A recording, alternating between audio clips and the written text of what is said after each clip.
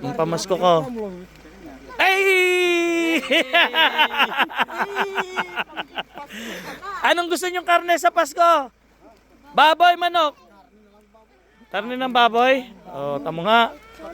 Bili kayo.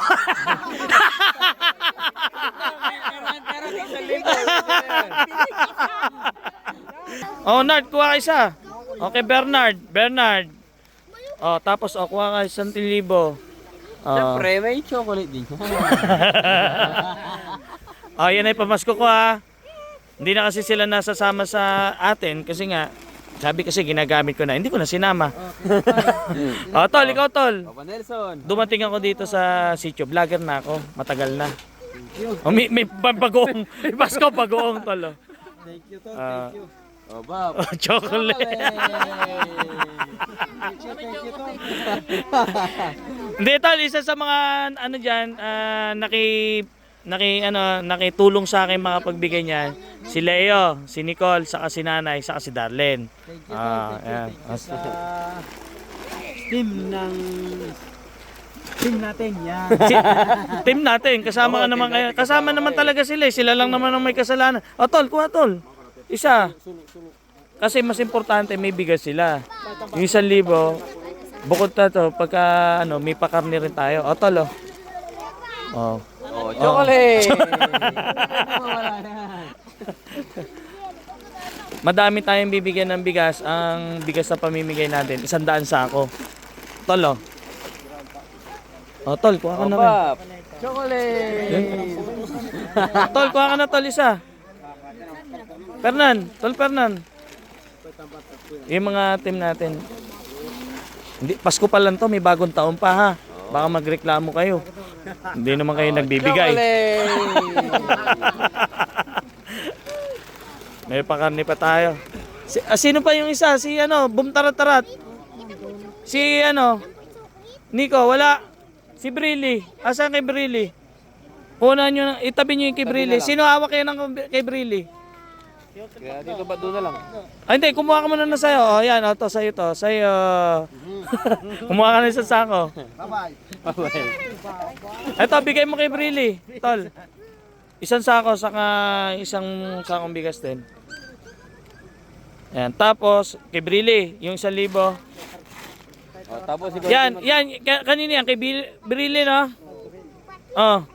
Si Nanay.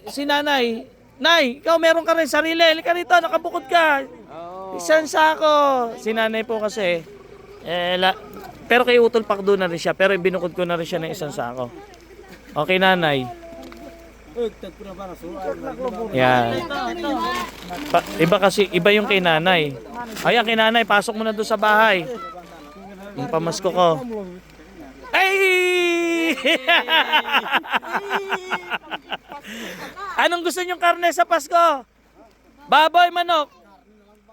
Karne ng baboy? O, tamo nga. Bili kayo.